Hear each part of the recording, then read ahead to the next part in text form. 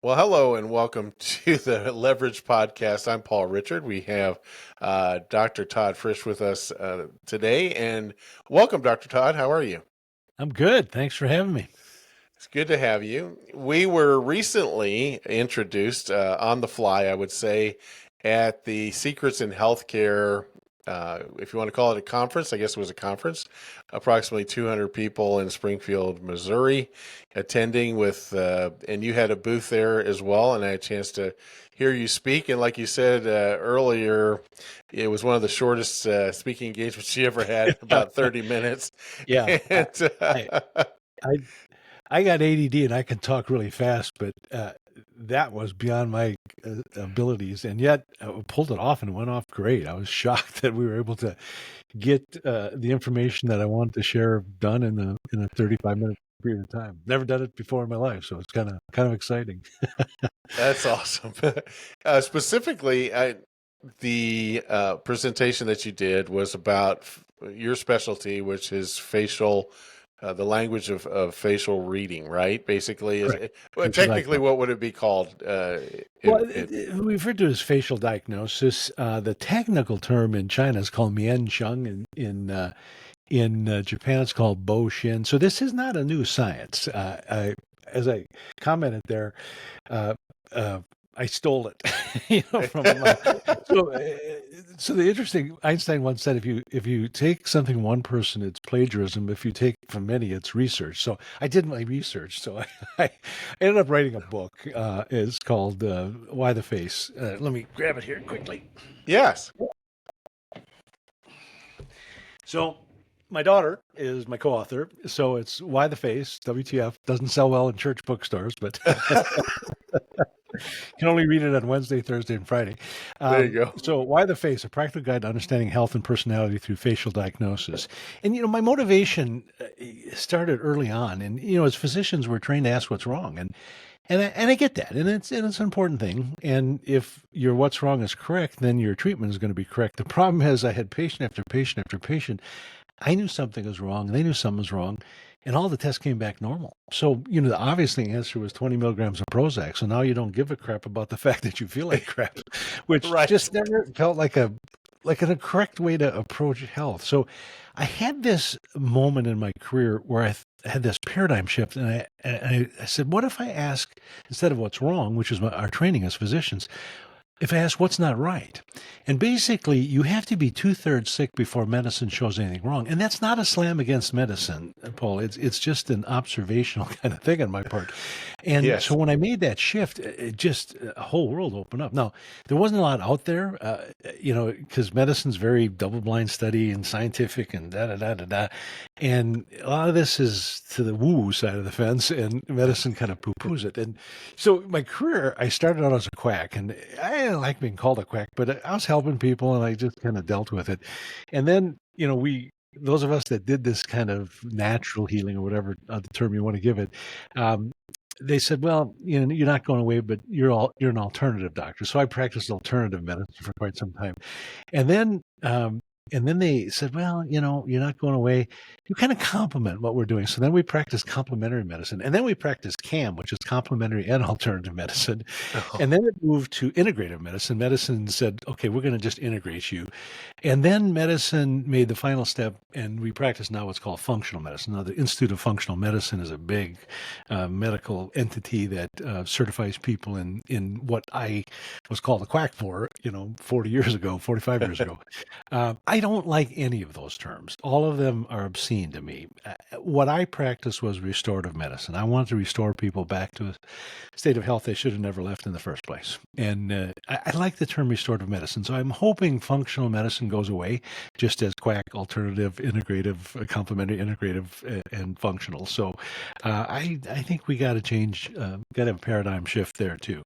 So anyway, my paradigm shift when I moved to asking what's wrong.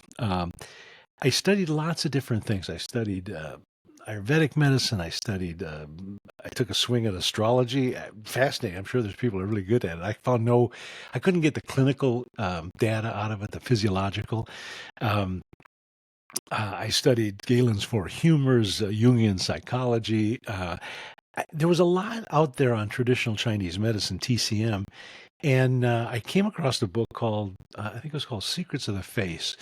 And it was very poorly written. It needed an editor very desperately. But there were these 9 face shapes, and I go, "This is intriguing."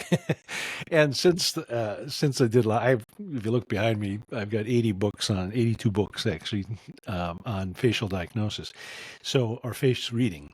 The majority of them deal with personality, and that's great. And so, but I wanted some physiology, so that's.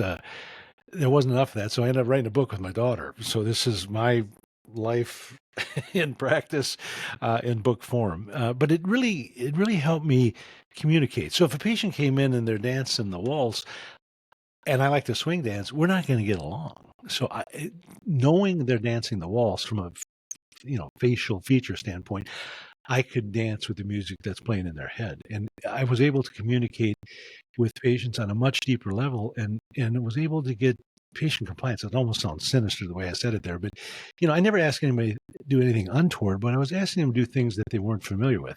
I'm saying, this crack in the corner of your mouth, indicates a lack of B12. B12 is essential for cognitive health, but it's also important for liver detoxification. And the person had one-sided headaches, and they were very angry, and they talked with their hands. That's a very liver type energy, and the B12 is important for liver, but it's also important for proper thinking. So a lot of dementia, that kind of stuff, is nothing more than what's given that label can be nothing more than a lack of B12.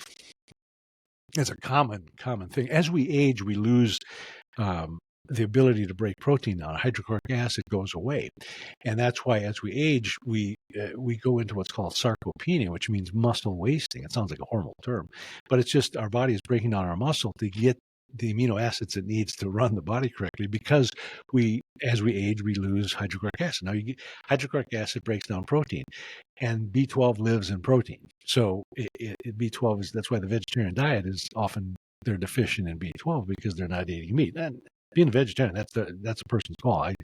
I'm not making a judgment here. I'm just saying they got to be careful on B12. So, there were these things on the face, and the crack in the corner of the mouth is a sign of a lack of B12.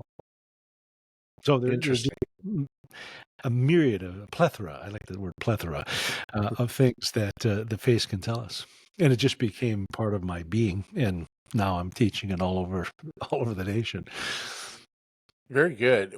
So you've been practicing for roughly 40 years now. Is that what you said? Yeah, well, 40. I retired in 17. It didn't take my retirement. Okay.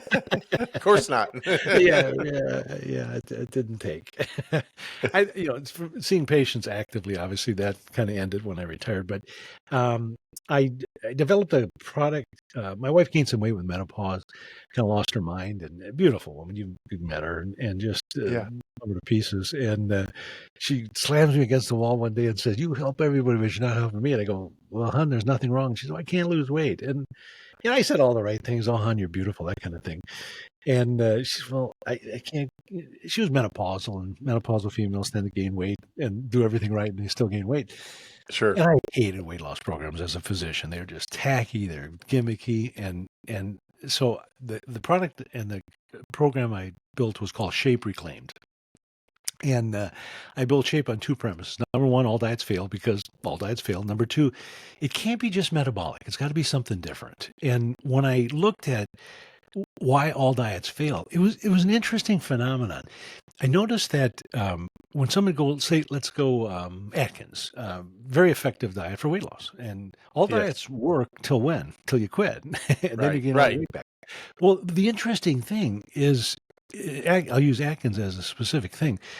Patient, construction worker, 240 pounds. He goes on Atkins. 4 months later, he's 200 pounds, feels better than he's ever felt, and then he eats a piece of bread, and all hell breaks loose because he's been starving himself, and the brain needs carbs to function right, and he can't quit eating, and he keeps eating and eating, and so that 240, which where he started, got down to 200. Within 3 months now, it took him 4 months to lose it. Within 3 months, he's at back to 240, and a month later he's at 260. And I read a book many years ago in the early 80s called How to Lower Your Fat Thermostat. It was the first book, Remington, Parent, and Fisher. You can't get the book anymore. But it Hmm. talked about what's called the set point. This is what your brain thinks it should weigh. And I went, what if this is a brain problem? What if weight is in the brain? And and it's not a metabolic issue. So I built shape on number one, all diets fail. Number two, it's not metabolic, and I felt it was a brain problem. So we do restrict caloric intake. I developed some herbal drops that you take to it helps with appetite. It's kind of a natural GLP-1. Our business took a hit with the GLP-1s. You know, you don't have to do Sure. anything. Just eat whatever you want, take these, and you'll lose weight. Well, or you can do my program where you have to work hard and get healthy and change your relationship with food. Well, we lost. The public's going to go for, oh, I can do this. Well, it's going to backfire. And they even tell you if you stop these drops, your weight's going to come back. But the interesting, though, it's going to come back and then some. It was the and then some that triggered the thought to me that all diets fail because the brain gets a message that it's starving, and it messes with your set point. So when you starve yourself, you bring the weight back, and then your body says, well, you starved me. I'm going to take it a step. I'm going to protect you, and I'm going to put another 20 pounds on you. So you start at 240, get to 200, and end up at 260. and so we use that as our motivation, and our whole system is based on not letting the brain get a starvation mechanism. Now, there are other factors involved, and that's where facial diagnosis came into play. I could tell if you've got, like you and I both have these deep creases right here. Yes. These are liver lines, and the emotion of the liver in my world is anger. So if you make an angry face, and you get real angry to the Yeah. camera, these lines get much deeper. So we know that it fits with traditional Chinese medicine. It's a wood element problem, liver gallbladder. And the liver's got 800 functions. Half of them deal with digestion, now they have to do with detoxification. The emotion of it is anger, which is the excess. To be assertive is the balanced emotion, and women tend to have a lack of assertiveness. That's not a sexist statement. Women lose their gallbladder. Liver and gallbladder hang together under in TCM 5-element theory under the wood element. Women lose their gallbladder 8-to-1 ratio to men. You and I, we're both what are called bucket faces. That's the shape of our Yep. face, and which means we love the process of thinking. Matter Oh, of fact, yes. we overthink, and we like a pat on Yeah. the back. We Yeah. never stop thinking, and it drives our spouses crazy because we can't shut our brains off. Yes. And so to us bucket faces, we look at, are women made different? Why do they lose their gallbladder? Well, women internalize anger. And so when you internalize anger, you can't lose a liver because you're going to die, but you can lose your gallbladder. You Mm. can lose one lung, you can't lose both. And so that is why women lose their gallbladder at 8-to-1 ratio. I always say pastors and women lose their gallbladder because they internalize anger because it's not proper to externalize it. It's just a cultural kind of thing. Now, to be assertive is the key, and women are becoming more assertive, which I think is a very healthy thing for their livers and their gallbladders. So, how this weaves into everything in life surprised the snot out of me. I was just so blown away by. I used to when I was studying and learning face reading. I was saying, do you have a problem here? Do you have any issues with this? Is this a bit of a problem? And my wife commented to me, she says, you no longer say that. I go, say what? She says, you're no longer saying do you? You're saying you have this. I didn't even realize I made that transition. I went Wow. from do you to you have this. I became so Yes. adept at being able to read the face. And we all do face reading. When you look at someone, a friend or a child, you go, you okay today? Something bothering you? You feeling okay? What did you see that day you didn't see before? So the book just literally just put legs to what you're seeing, and it's just I remember my daughter. She said, "Dad, what do you want this book to be?" I said, "Well, I want a book that doctors are really going to love and that's going to make a difference, and they're going to become very much better doctors. But I want a book that the public will also enjoy." And Yes. she said, "Dad, you know that's not possible." I said, "You didn't ask me what was possible. You asked me what I wanted." And, Right. Paul, we did it. The book is just, it's an easy read. People love it. I read faces all day. I don't understand social media. You're into it. I'm not. Yeah. I called Facebook Spacebook for the longest time. I said, It's Stuck my mine's head with just a Facebook. Facebook. Yeah. Oh, that's Facebook. Oh, okay. Well, I screwed up. Anyway, so there was I didn't realize the power of this entity until I hired a marketing company. My advertising budget in practice was zero for 40 years. I had a referrals only practice. I didn't want to advertise. But now I have a book I've shape reclaimed. So we hired a marketing company and they will send me pictures of people and they read this person. I do the Riverside thing and I read them. It goes off to my marketing team. They edit it and throw it out there and, and make me look smart. And one morning, I Linda comes in and said, "Do you know this guy?" And I said, "No, I have no idea who he is." And she says, "Well, the marketing team wants you to read his face." And I go, "Yeah, I'm going to pass on this guy." And she said, "No, you have to read it." I said, "No, this guy's a bad guy. I don't want to. I don't. I like. Let me read Mr. Rogers. Yeah. Something like that." So I read this guy's name, Andrew McGann, and I matter of fact, there was a picture of him when I did the talk in for this in Springfield. So he's the kid that killed the couple in Arkansas. Yes. I believe he knifed them to death. So I read his face reluctantly, and he's just a bad guy. Everything about him is just there's nothing positive on this kid's face, and I don't like doing that because God doesn't make bad things, and yet this guy made some bad choices, and he's a bad guy. Well, 36 hours later, we got 1.2 million views on this guy, and it ends up at 1.8 million, and it just went bat poop crazy after that. We had more requests for people me to read their face. So if you can upload your pictures, you can go on our website, whytheface.com, and you can upload your pictures and I can read your face. I can just do a written report. You'll get 6 to 8 written pages about you.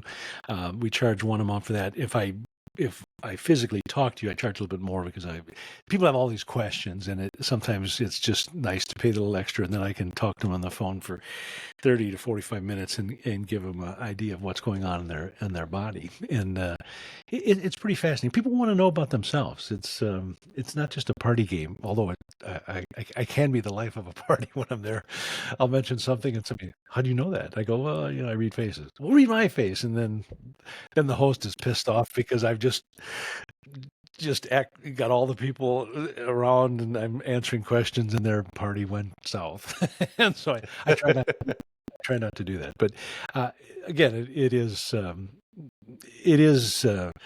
it's great fun, but it's also of great value, and it's just fascinating. And it meshed so nicely with my way of thinking and what's not right, and it helped me understand what's not right. Absolutely. So if someone reads the book, which I haven't had a chance to do that yet, what will they come away with? Will they come away with some of the ability to read or Yeah, faces, or absolutely. what will they? Absolutely. Okay. We actually you can go as deep as you want. The book is extremely easy to read. It's broken up with little vignettes, little life lessons we call them. When you grab a book and it's page after page of data, you get a little bored. So we break it up with pictures, a lot of color. It's a very expensive book to print. I didn't realize how much different black and white and color is from a cost standpoint. Yes. It got a Right. little brutal. But you can't do face reading and not have color. It wouldn't have been proper. So you can learn about the 9 face shapes, which is a lot of personality, and then we do the facial features. There's 21 features. We start with the ears. Ears represent kidneys. So every feature on the face, whether it's hairline, forehead, nose, underneath the eyes, above the eyes, ears, chin, jaw, all these have meanings, but there's a duality to each of these meanings. There's a physiological component. The ears correspond to kidney, and there's a psychological, it has to do with risk taking and fear. And so we cover those things, and the basic tenet in face reading is more or less is less. I have a very large nose. You have a very large nose. Nose is about power, drive, ego, and leadership. So we've been endowed with a lot of that. We're not egotistical, but we don't have a self-worth issue. So Right. we have this ability to just step out and do what's necessary to be done, and we're not afraid of taking a risk. My ears are huge, so I'm not a when I'm lecturing, and I didn't have a chance because I only had 35 minutes at this thing, but usually I'll bring me on stage and read them. I always like to pick somebody with real small ears, and I'll say, now, if ears are about risk taking and that kind of thing. And I got this little tiny eared person, me with my big ears. Which one of us once had 5 mortgages? And the person with the tiny ears just melts into the into the ground because they go, oh my god! And I go, it's just money. I once had 5 mortgages, and I didn't think much of it. Fortunately, I'm That done. is interesting. It is. So this duality of all these features can be incredibly diagnostic. So it tells us a lot. So can I read a little more on your face just to If hitchhike? you want, sure, sure. Yeah, and I never like to impose. I always like to be plain and ask. But you said okay. Yes. So again, you are mostly a bucket face. There's a little tree quality, if I remember you correctly. Were you manning the camera on the doctor the night before? Was that you? I was, Okay. yes, Yeah. yes, Dr. Yeah. So Keppel, yes. you're a combination between a bucket face. So we're shaped like a bucket. We're wider here, come up, and kind of square off. Um, Yes, so we like to put things in our bucket. We have a thirst for knowledge. We're intellectually persistent. We're thought leaders. We're analytical. We're list makers, and we never finish our lists because God will take exactly. us home if we do.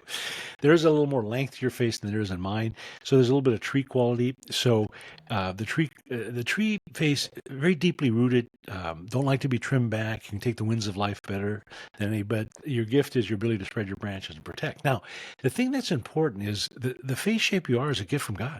But it comes with a caveat. And the caveat is you must honor God and you must help mankind.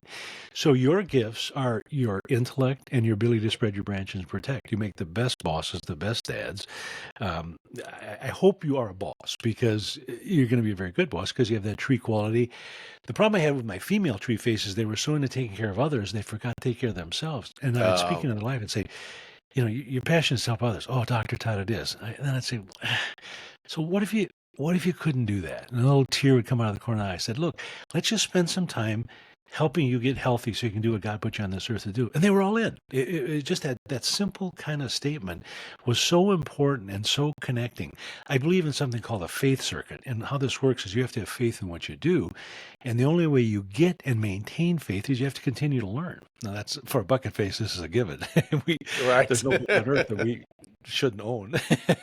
So it's just part and parcel of who we are.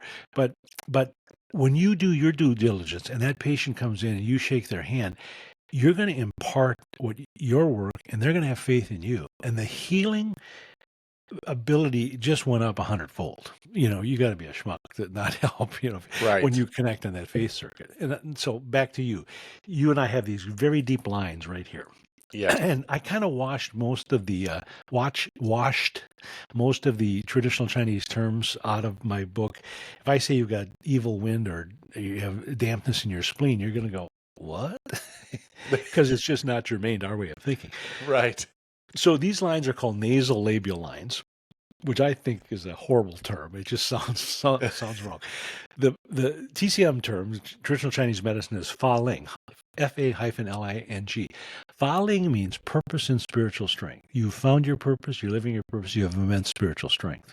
So when we see these things, you want to see these things. Sometimes the diagnostic indicator is what should be there and isn't. Putin does not have Fa Ling lines. And this is about helping mankind, and he's about lining his pockets. So this is, let's put him in charge of the Ah, country. That's a good move. So yes.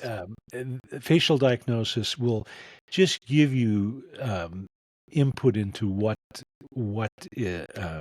how you can step in and help a person get healthier. That's awesome. Yeah, I didn't expect you to read my face, but that is really right on, spot on.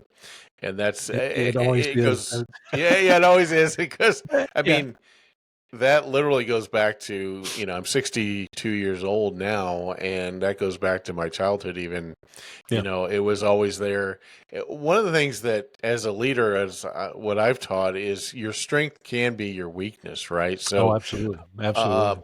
very much so. And how you apply it, like you said, certain people have giftings. Well, Right. we all have giftings, but we have our giftings. We can utilize them properly, improperly, or, Absolutely. sometimes, like you Yep. said, you can get prideful about those things.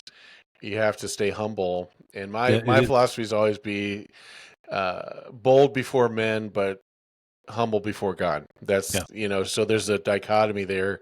because he's in charge. I'm not, right? So, Yeah, absolutely, absolutely. yeah. It just I'm reading a book by Mark Batterson. He was a circle maker. But the book I really like by Batterson, he's a pastor from Washington D.C.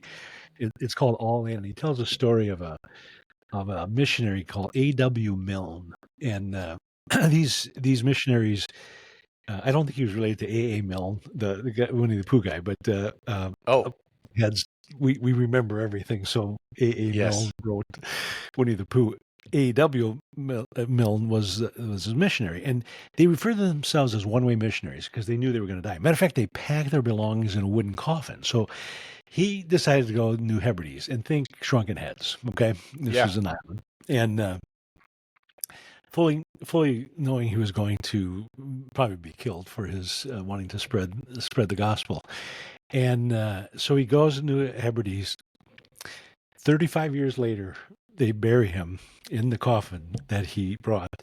And on the tombstone, the locals carved, "When he came, there was no light. When he left, there was no darkness." And I go, wow, Wow. I want to be that light. You know, I think it's pretty fascinating. And it's such a powerful two sentences. When he came, there was no light. When he left, there was no darkness. Wouldn't you like that carved on your tombstone, Paul? I I would. would. I would. Yeah. A friend of mine used to kind of teach that in his business. He called it, I think there was a book called The Dash, right? What are you going to do with your Yeah. dash Yeah. on the You live tombstone, from here right? to here, and the dash is what it's all about. And Yeah. dash is in the middle. And like you said, you retired, but you're probably more active now than you were when Yeah. you were going, it seems like, from what you've told Yeah. me. Didn't take. It didn't say. It didn't So, take. what do you see? I interviewed actually a friend of mine has a ministry here in the local area. I guess you call it ministry. It's called Fourth Quarter Living. And basically, the Wow. short of it is don't waste your fourth quarter in life, right? Yeah. And give the world your gifts, share it, Mhm. that type of thing. And so you're talking about the light, right? That he Yeah. brought. His his life was marked by bringing the gospel to people, and that's awesome. I Yeah. love that. I want that to be part of Yeah. my epitaph as well. In that world. And so with you, where you're at in your current world, what do you see happening next? What's kind of the next steps for you? Because and maybe bring up. I heard in an earlier podcast that you had something going with the VA. Is that right? Yeah. So a couple of guys heard about my work, and one was an AI computer genius, and the other guy was a financial wizard, and they became quite enamored with it. And uh, the AI guy said, "Look, I think we can make this book into AI." And I said, "Yeah, I don't think so." He said, "Look, if you can teach me this, I can teach a computer." And I go, "I can teach you this because we have a course. You can actually go so far as to take a course. It's 14 hours on video, and learn to be very adept at reading faces. And we have a computer program. Don't ever do one of those. Okay. Yeah. So I figured, yeah, it's going to cost me 20 grand. So I went to a company that does these computer programs, and they said, well, it's going to run you 27 to $33,000. And I went, ow, that hurts. Yeah. Because it takes me an hour and a half to do a facial diagnosis the old way. And now I can do it in 10 minutes with this computer program. And but I'm also north of 70 grand. These Oh guys are yes. worse than attorneys. Yeah, I'd be 30, 33 grand, and now I'm north of 70. But so I I read this guy's face before he um, had this idea that he wanted to be part of my company. He says, and he called me. My financial advisor connected me with him because he does some things that kind of like face reading, but it has to do with emotion. So disgust is the same if you're black, white, Asian, or blind. That look on the Right. face is the same. So he's got a patented thing where he can measure emotions, and it's called Emotion Track is the name of his company. And so this guy said, I want to get your book and send it to him. And I said, well, show me a picture. And I said, I'll send him a book. And so I wrote a little bit about him. And he calls me, says, Did, how do you know this about me? Did you research me? I said, well, no. And I said, I read your face. And he goes, this is incredible. And so he just says, look, this is a fantastic idea. And I think it can be an AI. And that's where he invited this other fellow named Doug, Aaron and Doug. So we formed a company, and we Doug is an ex-special ops, deep into the military, and the military has huge concerns over PTSD, post-traumatic stress disorder, um, um, and so he, if the soldier does not kill themselves, it's going to cost the government north of $600,000 over the life of that soldier. So they want to early detect it, and we have the ability to early detect PTSD. But we can also determine traumatic brain injury and depression and despair. And these were the things that we hitchhiked into the military that we could make a difference on. And so Doug, our CEO of the company, he said, look, this is on a Monday. I live in northern Wisconsin. You can't get a flight out of here anywhere in a short time. Right. And he says, we got to be in Charleston, South Carolina on Wednesday. And I go, Doug, it's Monday. It's not happening. He goes, you got to be there. So it turns out they were interviewing us and our technology to determine if they wanted to bring it into the VA, specifically the Wounded Warrior program. And so we went there, and Doug talked about the technical part of how it's done. And then I came up and I said, look, we would love this. We would love this contract. It would mean the world, from a company standpoint. But I said, what really is important to me is if I can save a soldier's life, that would be huge. And if I can do multiple soldiers' lives, that's going to be significant. I said, we have the ability to early detect traumatic brain injury, PTSD, depression, and despair. Some kind of back raises his hand and says, what's the difference? And I said, look, the soldier that's got PTSD and that's depressed may kill themselves. And depression is, I'm depressed, and this is the reason why. Despair is the dictionary, and even the psychologist and the dictionary both put despair and depression as synonymous. They're not. Despair, there's hopelessness with despair.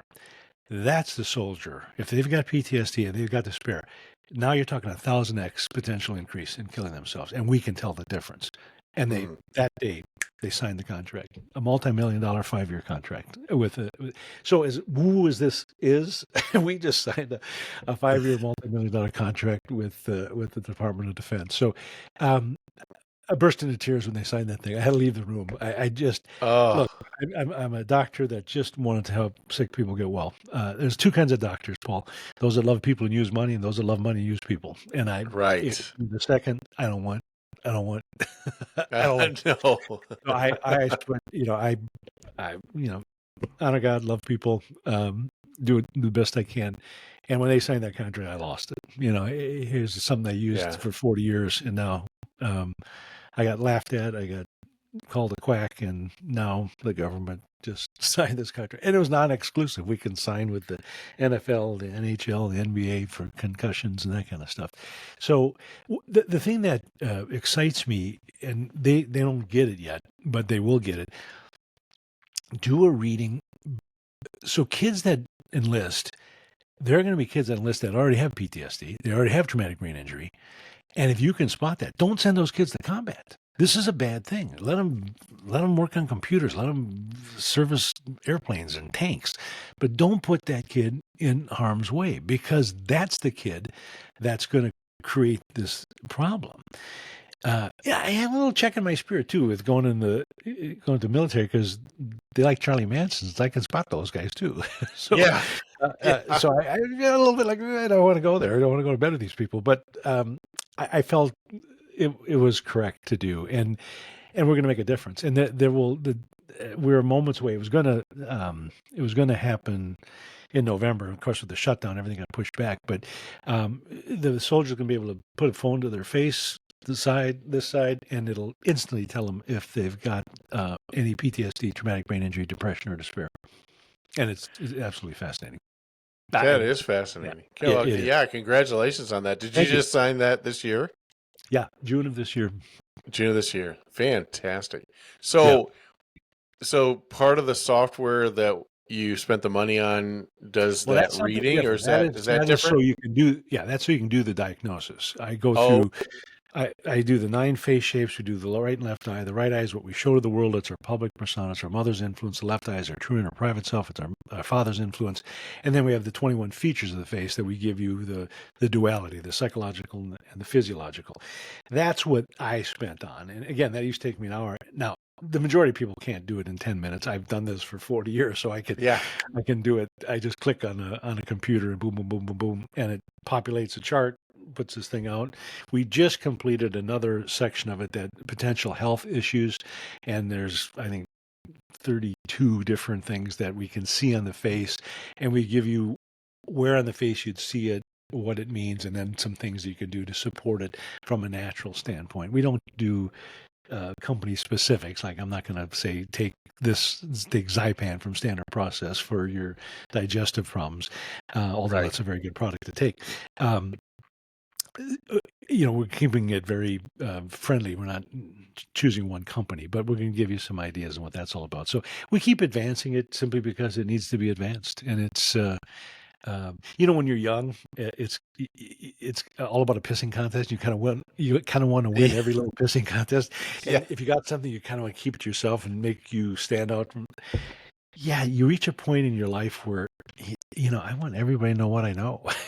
Yeah. I don't have Yeah. to win a pissing contest for. I remember early in my career, my acupuncture mentor was a Dr. Richard Yenny, one of the most brilliant, fascinating person I've ever met in my life. He was absolutely brilliant.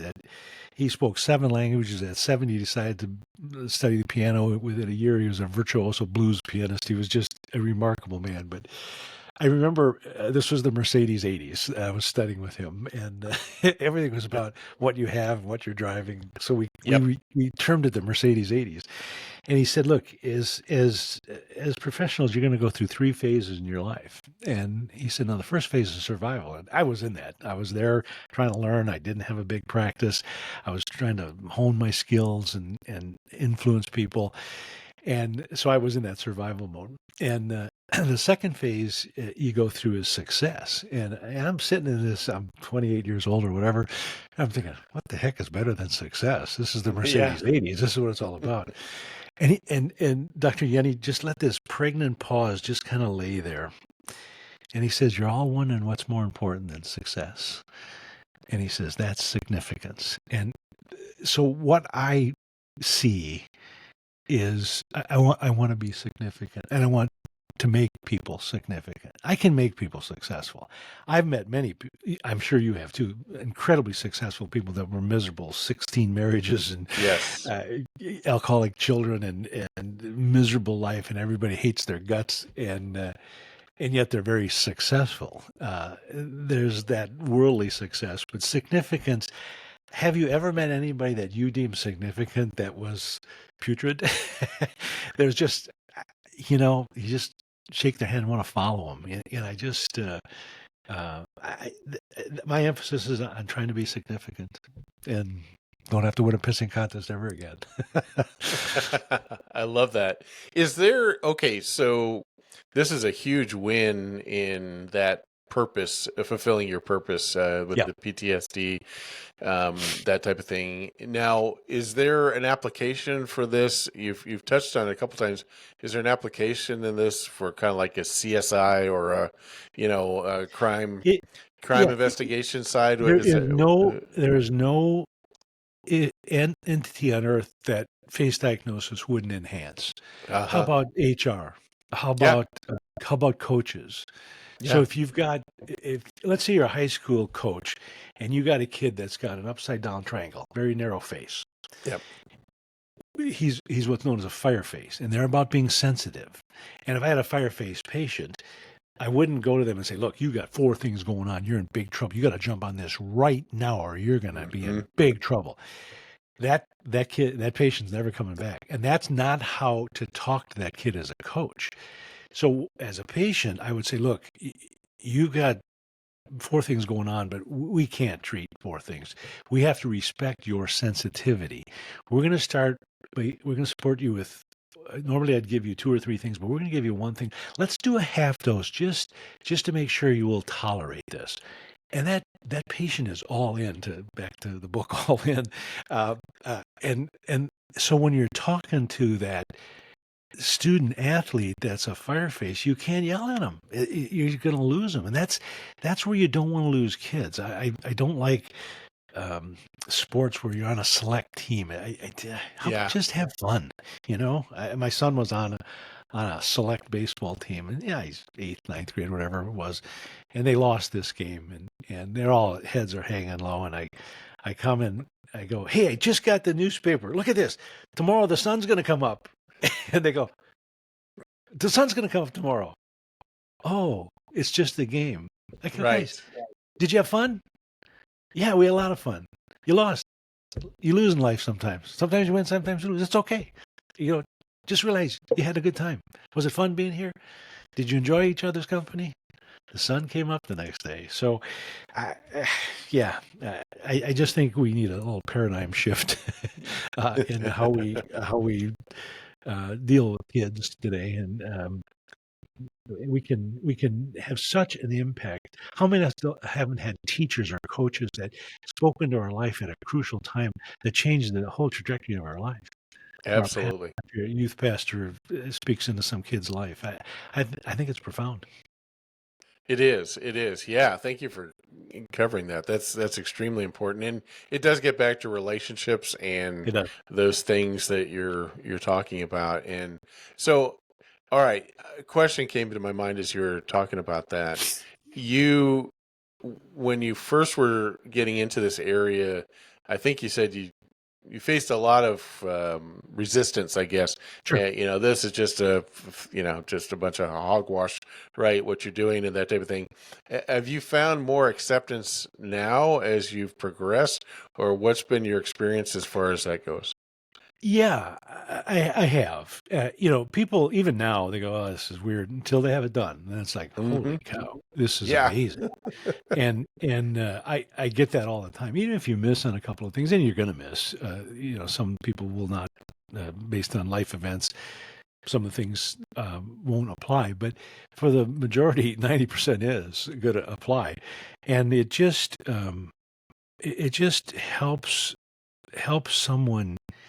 It helps them heal. I'll give you an example. I was lecturing to a group of Shape, my company called Shape Reclaimed. We'd have what's called warrior events. People that did Shape call themselves warriors because they were in this fight to change their life. And so what we would do is go into a community, and we would invite the Shape doctors in that community to bring their patients and have them bring their friends, and I would talk. I'd try to help them grow their practices and that kind of thing. And I would always lecture a little bit, and I'd always talk about facial diagnosis. And at the end, I would open up to questions, and I would always start by saying, please, I'm not here to answer any of your personal questions about health, so please don't ask that. That's with your own physician. So answer a couple of questions. This gal raises her hand. She says, well, Dr. Todd, I have this rash. And she pulls her left sleeve down. And it was this hideous, I don't know what leprosy Mm. looks like, but it looked like leprosy. Wow. And it was just this violent rash. And and I'm looking at her, and and from a facial diagnosis standpoint, I know what the problem is. And I said, look, I'm not here to answer questions. This is something you need to ask your doctor. And she said, well, my doctor from Chicago sent me down here to talk to you to see if you could do something. And and it was a very personal thing. I could see on her face. And I said, well, I get that. How about at the break? I'll share a little bit. And she said, I think everybody very interested here. And again, I get this check in my spirit, like, yeah, don't go here. So the important thing is it was a skin problem. Okay. Number one. Number two, she had a very deep crease that ran from the inside of her left eye all the way across her cheek. Almost, it was very, that's an adrenal line. And she had puffiness only under her left eye. The right eye was fine. It was puffy on the left. That's unshed tears. Now the left side is the male side. So she's had stress. She's got this unshed tears with regard to male, and the skin is governed by the metal element in traditional Chinese medicine, which is lung and large intestine. And the emotion of that is despair. This is what we can spot from a facial diagnostic standpoint. And I said, did anything happen? I said, how long has this been going on? She said, well, 4 years. And I said, did anything happen 4 years? And she said, no, I don't think so. And I said, she said, I've tried everything. I've done salves, I've done steroids. Nothing is helping this. And it was a hideous rash. Mm. And I said to her, you've been diagnosed as depressed, haven't you? And she said, I have. And I said, the medication didn't work, did it? She said, actually, it made me worse. And I said, well, you're not depressed. And she said, well, Dr. Todd, there you're wrong. And I said, I respect your comment, but I think the D word that describes you is despair. And that despair has to do with a male. And she burst into tears. And she Mm. just crying profusely. And I get this, I shouldn't have brought this up. And she said, my husband left me for his secretary. And I said, and how long ago was that? And of course she said 4 years ago. And again, from a facial standpoint, unshed tears, adrenaline stress, skin is the emotion is despair. And she said, well, what do I do? And I said, look, I don't mean to be disrespectful or trite or unkind, but I truly believe your body now knows what's wrong and it will heal. And she gave me that look that I've seen many times in patients. I'm never coming back look. So fast forward 6-7 months later, I'm up in Chicago giving another talk to Shape Warrior event. And I'm walking through, it was at a church, and I'm walking through the doors, my wife, and we had to bring our dog with us. So I got this great big standard poodle. And this heat-seeking missile comes running towards me, Dr. Todd, Dr. Todd. And I'm looking at her, and I go, somewhat familiar. Sound familiar. And she pulls her sleeve. And then it dawned on me who she was. And she says, look at my arm. And it was perfectly clear. It looked just very healthy looking skin. She had 4 years of this rash. It never healed. And I said, all right, I got to know the story. She said, well, I got to tell you, I was very upset. I was going to go back and tell my doctor what a jerk you were. And she says, but within 3 weeks, I was 50% better. In 6 weeks, it was back to baby smooth because her brain knew how to fix it. So the importance of helping people is helping them understand what's the roadblock, remove the obstacle to the cure. And her obstacle was in her head, and she was manifesting only on her left arm because that's the male side of the body. And she cured her skin with her brain, which, boy, it was such a powerful message to me as a physician that, don't miss those times in life when you can just speak into someone's life and make a difference in their life and change their life forever, just with the kind words or the correct words, even though she didn't think it was kind. But it was that's one of many stories. I could go on till the cows come home with stories like that. But it's a powerful story about the ability of the body's ability to heal. What is that story in the book, by the way? I don't think so. Didn't make it in there. Okay. That's it. What a great story. Yeah, Yeah. that's one of the underlying principles I think from what you're saying that I learned. I didn't even know about DISC personality profiles Yeah, I until know the discs. 25 Yeah. years ago. Okay. Yeah. A friend of mine, I was part of a business group that I was a part of Was back it in then. St. Louis? It Did was you? in Omaha, Nebraska. Oh, okay. Actually, Because there's a guy in St. Louis who's very good at it.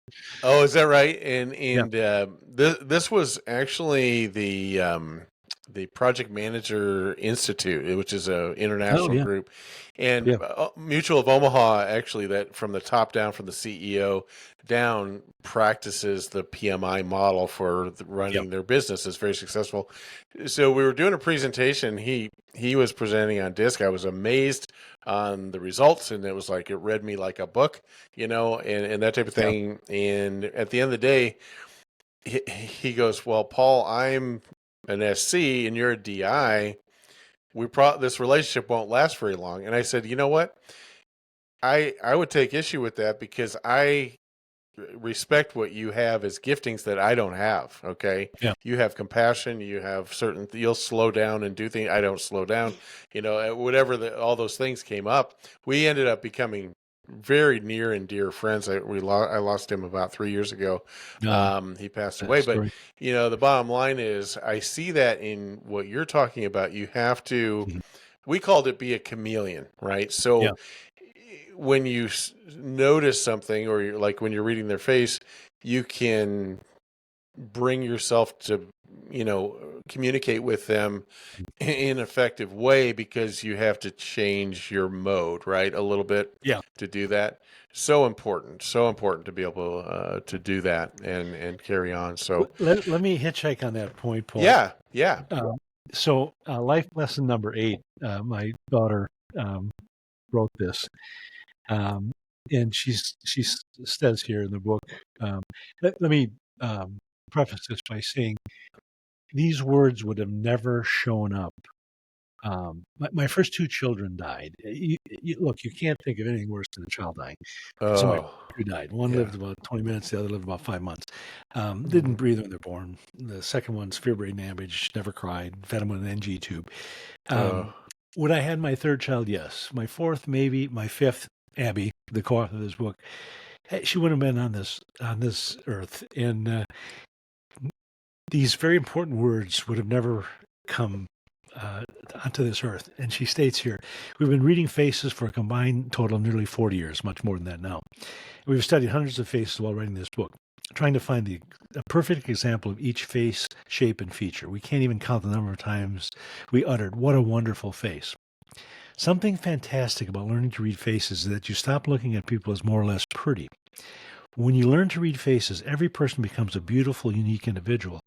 To see strength is inspiring and motivating. Seeing weakness increases awareness and empathy and helps you to be more kind. And this is the words. I'm going to say this out tearing up. Face diagnosis doesn't just help you become a better doctor. It helps you become a better person. So mm, as sad as yes. those events were, those in my life, that would not have showed up. And because Abby, I don't think I'd have had 5 kids. So, isn't it about becoming a better person uh, and Yes. sharing that with everybody? And who taught that better than anybody? You know, that was Yeah, our Savior. exactly. So it's a pretty simple thing. And you think there's 10 rules, and would life be better on this earth if we all abided by those 10 rules, those 10 commandments? Uh, you know, Agreed. it just I don't care what faith you are. I don't care, agnostic. If you just keep those 10 things at the top of your priority list, we have a pretty perfect world. And Those are some of the most concise yeah, rules of keeping a society in good where's it going check, to go right? bad to honor your father and your mother? Then it Right, may be well with right. thee.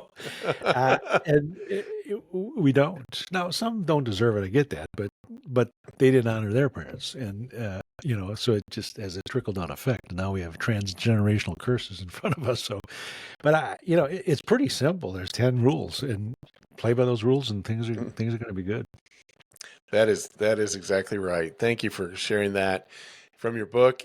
A couple things in closing, I'd love to, because this has been fantastic, and I can see why trying to cram 35 minutes, which you did in your speech last week, was very difficult, because we could explore so many aspects of what you brought Oh, up. This is so the good. rabbit holes here are plentiful.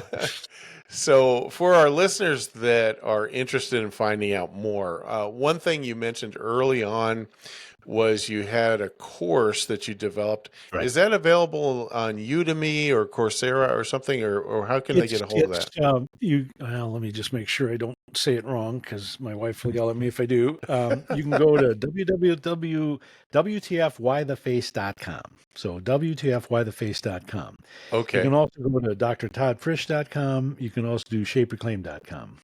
And so all those entities exist that that you can find out about this. We took our book off Amazon. I just they take so much money. I Yeah. give Abby the majority of this, and Amazon takes so much money they're a behemoth, and I don't like their energy. And Yeah. I took my book off, and everybody said you're nuts. I go, I'm maybe nuts, but I'm not gonna let them make money off this. I don't. Look, they employ a lot of people, but they also destroyed a lot of jobs. So, Yeah. Yeah. uh, It's a and I read Jeff dichotomy. Bezos's face, so that's the other reason. I Oh, did took you? I did. Oh my goodness. Yeah, When did your book get published first? When was the I first think publication? I think was it 19? I should know these kind of things, shouldn't I? Oh, it's okay. Um, yeah, 2019. 2019, so it's Yeah, fairly we fresh. printed it. I think we just did our fourth printing. I self-published. I didn't want to wait for somebody to give me an okay, and I go, yeah, I'll just publish it. And my daughter is just an incredible writer, and it's just beautifully done. And when we were doing the book, she said, "Well, Dad, my thinking is I'd like to do it like this and like this and like this. And these are the colors I'd like to do." And I'm thinking, I hate that idea. I hate that color. And I just took a deep breath. And I go, Abby, have at it. And she goes, "What?" I said, "Have at it. Just Yeah. make Use it, your make it." gifts. Yeah, and that was big for me to do that. The colors they chose and how they formatted the book, and best decision I ever made in my life. it That's was, awesome. it That's really, really came out well. well, fantastic. Is there okay? So you gave us the websites. Yep. They could the Yeah, people and can the Why the go ahead. Face, WTF Why the Face .com is where you can buy a book. You can send your tells you how to send your pictures in, and if you want to take the course, it tells you how you can do this course. And the course Do that is as well. professionally filmed. My videography, JJ Kirkpatrick is his name. He's just fantastic and did a great job. Made me look smart.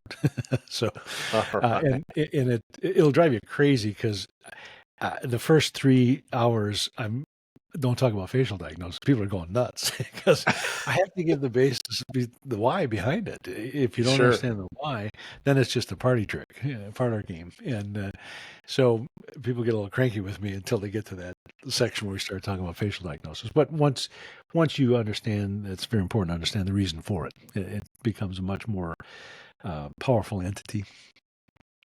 Fantastic.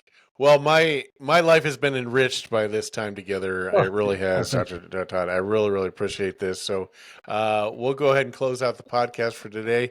Everybody that's watching, please get in contact with Dr. Todd through the website that you've got there, and we'll look forward to seeing you again soon. Thank you.